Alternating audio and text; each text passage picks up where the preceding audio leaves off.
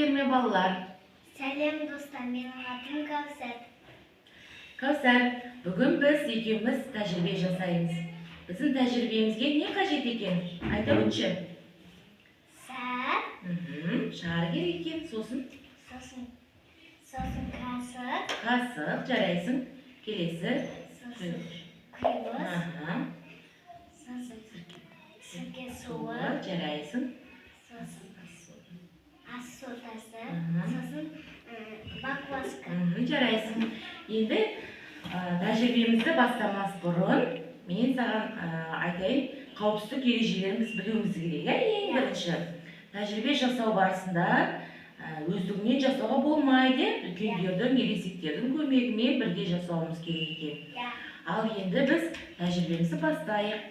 Ең бірінші мен саған сірке суын құйып көмектесейін. Біздің тәжірибемізде шардың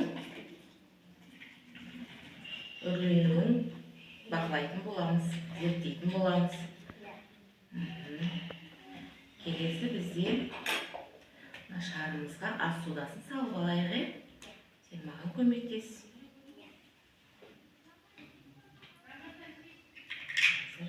Құйғыштың көмегімен ас содасын салатын боламыз.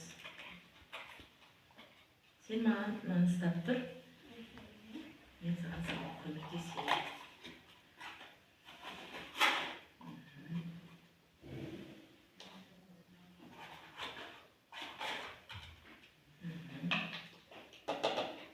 Жеткілікті болып қалар.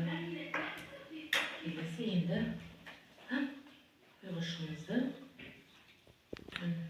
ас содасын салып алдық. Енді біз баклажкамыздағы сірке суына шарымызды саламыз. Енді біз жіберіп көре, жіберсен. Жіберіп ас содасын жіберіп.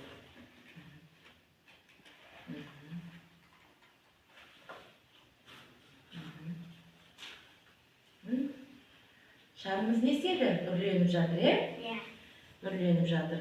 Бұл бізде сірке суы мен соданың реакциясы, көрдіңге? Қандай керемет, тәжірибеміз жүзеге асты. Саған ұнады ма тәжірибеміз? Ұнады, жарайсыңдар. Достар, осымен біздің тәжірибеміз аяқталды. Сау саламатты болыңдар.